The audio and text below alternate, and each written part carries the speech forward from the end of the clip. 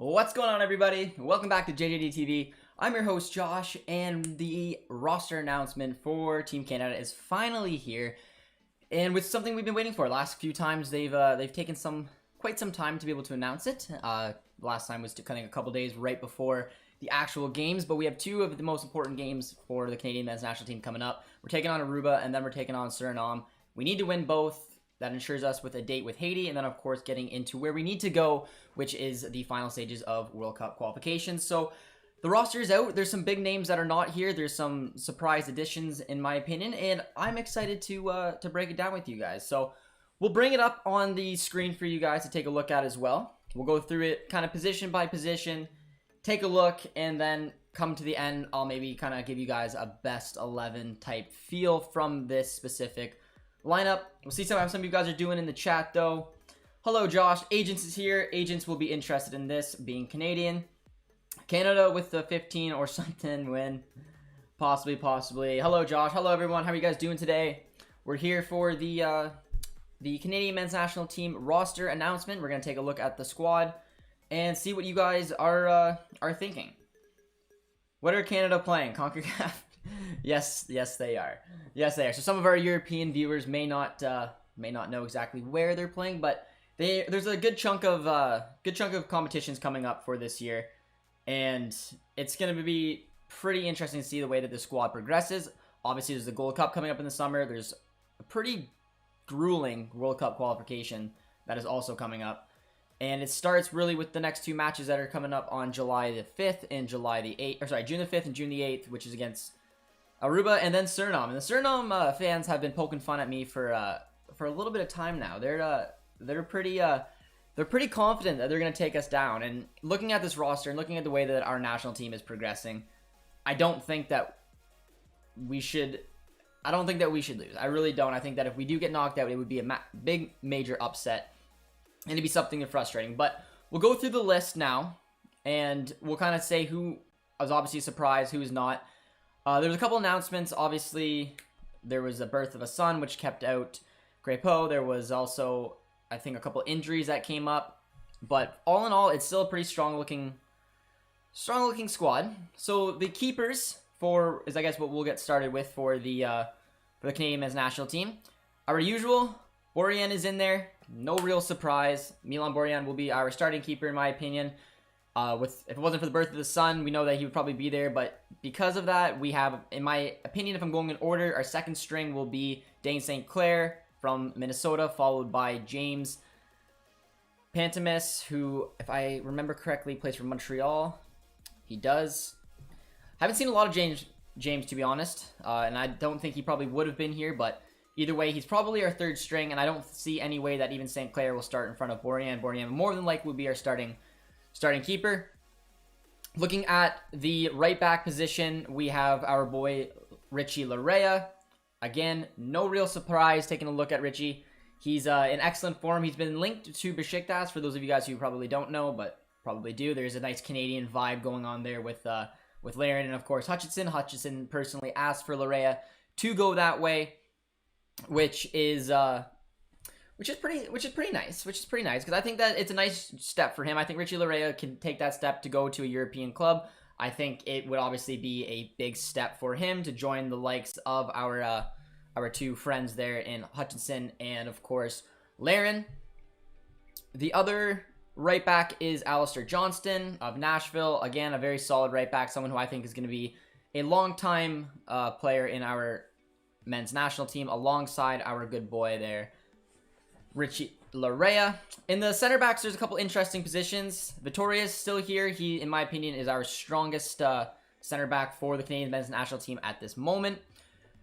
The one surprise, I guess, I don't think it was much of a surprise, but Ferreira isn't in here. He's still without a club, which obviously is can make it a little challenging when you're looking to get into these games. You want someone who's been playing minutes, who's been practicing, and when you're without a club, it makes it relatively challenging to be able to compete. But we have young Frank Stirring who's in there as well. The other big one who I have some familiarity with this player due to my love for German football, and that's Scott Kennedy. I think he's going to be a huge addition to this squad, and in my opinion, will probably start alongside Vitoria at the heart of our back line. And then, of course, Henry's in there as well, playing out his trade over in South Korea. I don't know if he's going to be able to break into the starting two. We'll discuss that towards the end. But it is still a pretty solid center back pairing. I think these 4 center backs are stronger, arguably, than the last 4 that were in there. Then we look towards the left back position. We have Sam Adekujbi, who again is someone that we obviously would like to see. He's a fantastic young left back. He is going to be our starting left back. You know that we could obviously throw Fonzie in there if we need to. There were little rumors going around that Fonzie was over in Paris and might not made it. There's a little bit of worry, but nothing overly too scary in that situation. Now, I don't think Davies will be playing as a left back, but he's obviously one of the looks in that position. The 2 of the big people who are missing are going to our next position, which of course is the center mids. Now, Atiba is not in the starting in the squad, and neither is Arnfield. Those are 2 massive hits on this team. Both of them, in my opinion, in a best 11 could be in this squad. Hutchinson, still at the age of 37, is one of the best center midfielders in CONCACAF. It's a huge shame, but in my opinion, there's 2 big players that could step up. Eustachio is one, of course, alongside David Wotherspoon. I think both of them had excellent appearances in the last time out. They've both been playing very well for their respective clubs, and I think they're going to do an incredible job. I really do. We also have Jonathan Osorio, who's going to be a very solid addition. He's going to be a little bit of depth to that center mid position. And Samuel Piet is also another one who, again, he got over 50 caps now. He's been there, he's done that. Those are the 2 MLS bloods that will come up, but Eustachio, in my opinion, is going to be one of the most important players for this heart of this midfield, especially with Atiba and Arnfield out. Unpopular opinion, I think Kamal Miller and Henry are 2 of the best center backs, but sadly, Miller got injured.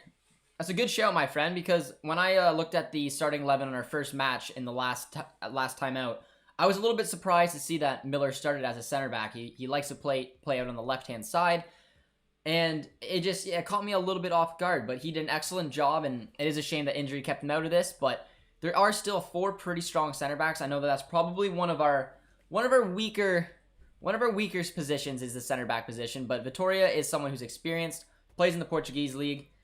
It's gonna be fun to see how he gets on alongside now a little Bundesliga blood and Kennedy stirring as well, and of course Henry, who's back in. He's been around for a long time now, so it should be pretty fun to see how they're doing as well. And then looking at our wingers, again, very strong. We got Buchanan, who's about time. He's obviously eligible to represent the Jamaican team, but it was a wise decision to bring him in. Buchanan's an excellent player. We got Corbianu as well, who I'm excited to see. Everyone's pretty excited about Theo. He's a fantastic young player. We got Frazier as well, who is playing his trade, of course, in the MLS, alongside Miller, who is, again, another very positive young Canadian player playing. He's on loan from Liverpool, so you can just already know exactly what his future has in store. And then one other player I forgot was Marc-Anthony Kai, who's playing in the heart of the midfield. He'll be that extra player. He can play out on the left back as well. He is a left-footed. He has done it before, but more than likely he will get his turn in one of our center mids. And the big announcements up front, I mean, we have Cavallini, of course. We have Jonathan David, which is exactly what we're all excited for. Jonathan David, unfortunately, had to miss the last time out, but he's back. He just came off a league title. It's going to be fun. It is going to be fun, man. A lot of you guys were pretty upset last time when David didn't quite make the trip, but I mean, the restrictions and they kept him out and all that fun stuff, but he is back. He's alongside Cavallini. He's alongside Laren, and it's a pretty strong looking squad, guys. It is. But we have Dustin here who says David and Davies with the heart. We're excited for that as well. Suriname JD is my new name.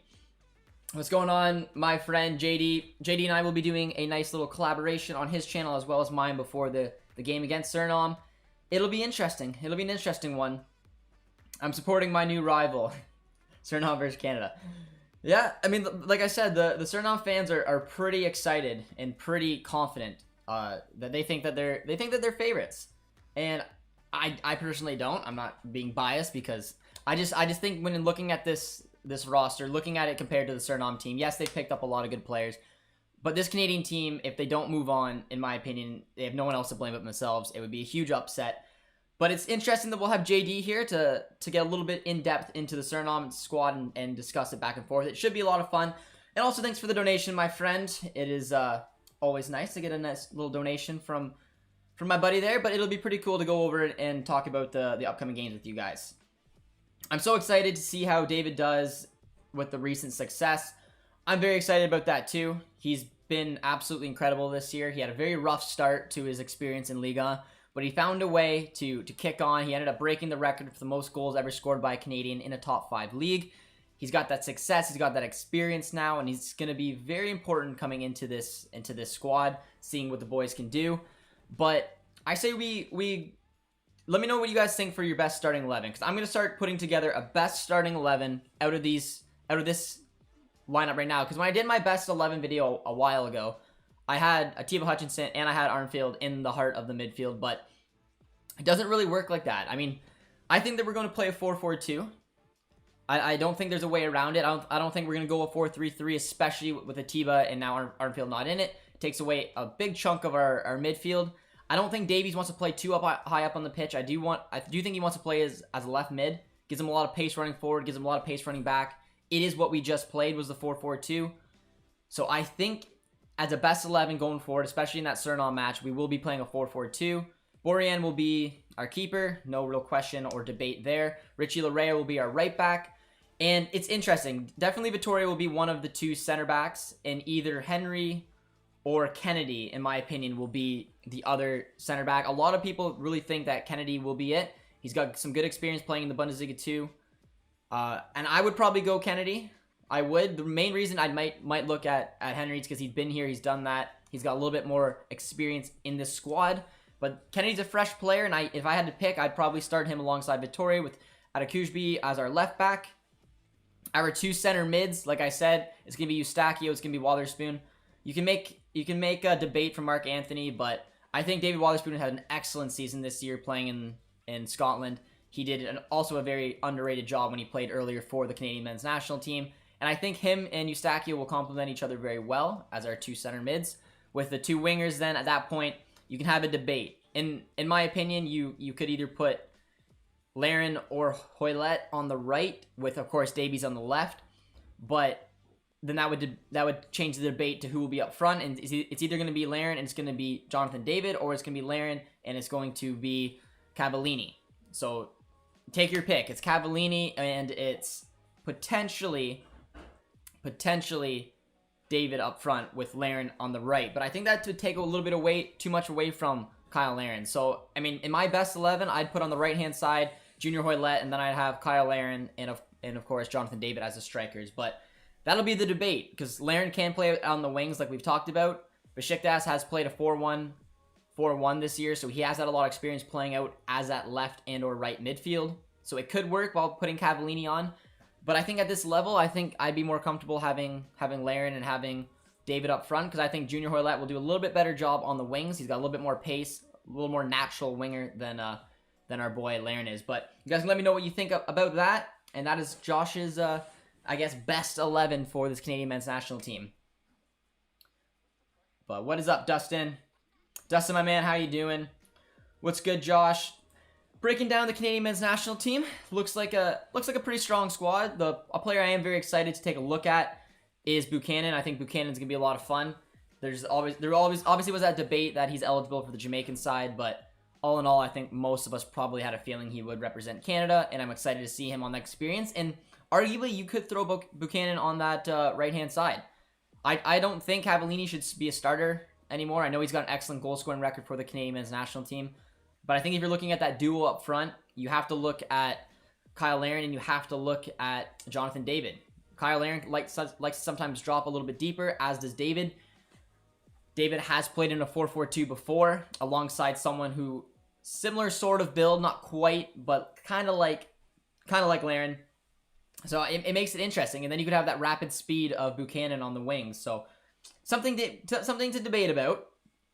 Imagine Davies, David together. Just Davies in the 2 other games was fabulous. He was fabulous, man, and he will be vitally important to us on the left-hand side. I can't see this team really lining up any other way than a 4-4-2. The two midfielders, like I said, mainly because Atiba and Arnfield aren't in here. I don't see a way we can play with the 3-man midfield, and to also get the, because you need 3 players in my opinion on the pitch from the attack, and that's Davies, that's Larin, and that is Jonathan David. Jonathan David and Kyle Larin, in my opinion, should start as the 2 strikers.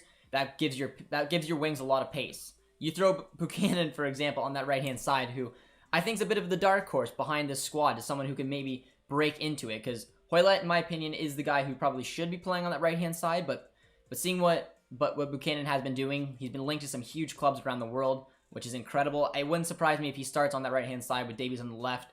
Gives you a lot of pace through the middle. You have Eustachio and Watherspoon having to hold up that midfield, and of course, you have someone with the likes of Kyle Larin and Jonathan David on excellent goal-scoring form up front.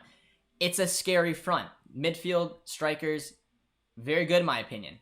The issue will be obviously the defense. It's definitely not our strongest suit, but I think Richie Larea can play a good part of that on the left back, or the right back side.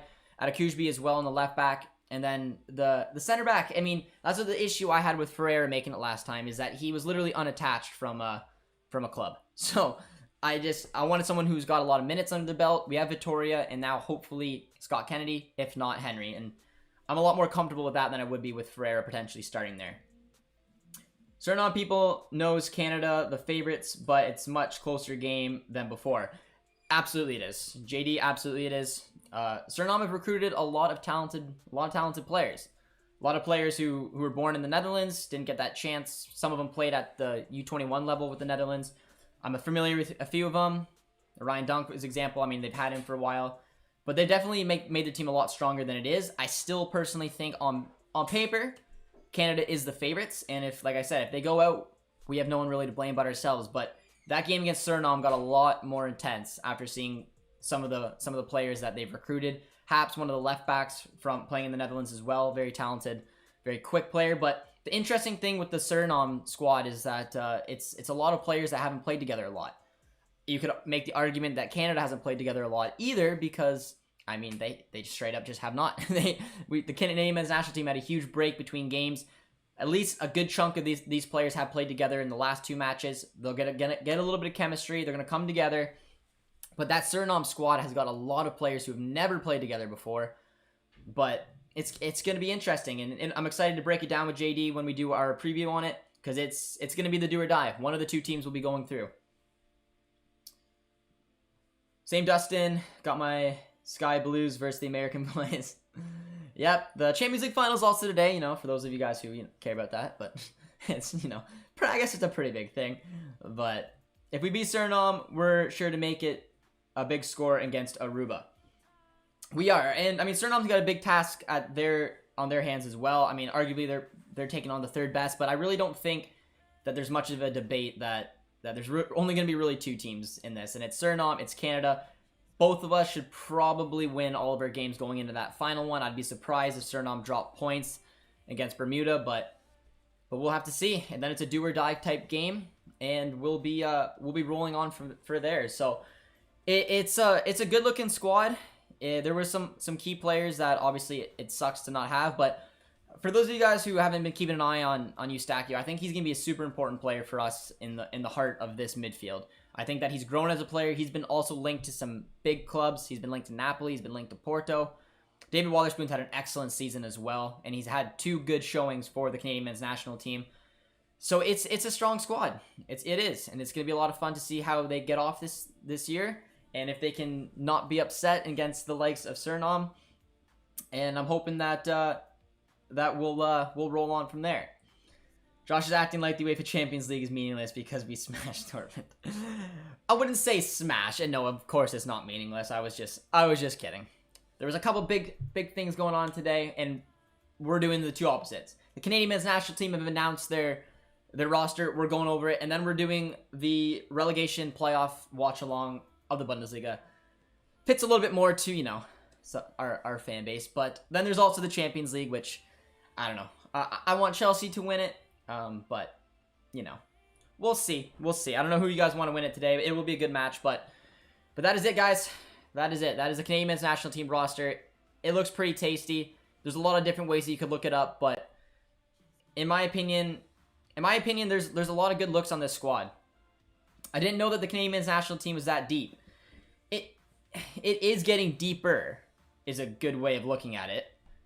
But there are still some issues, and when you're looking at this squad and looking at where we may be in trouble, it is the defense. Because in my opinion, looking at the front six in a 4-4-2, it's a tasty team.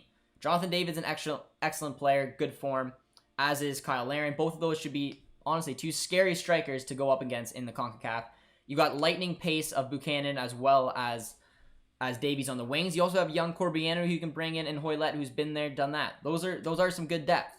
Unfortunately, we're missing two very important center mids, as I've alluded to, with Hutchinson and Arnfield, but you still have solid midfielders who can come in here and do a job with Wotherspoon, Eustachio, who will be important, and of course, Mark Anthony, who's been there, done that, as well as Piet, and of course, Osorio. So those are some good players. I mean, I know they're high caliber MLS players, as well as some players who are playing in Europe, in Portugal, and Scotland.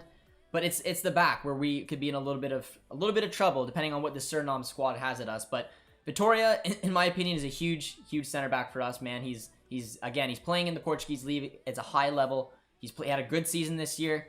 Kennedy's a young Canadian who's growing in the Bundesliga too. Had a solid season, as well as Henry, who's playing his trade in South Korea. Now those type of players are playing at different levels than the front six, for example, but is a much more well-balanced team in this squad.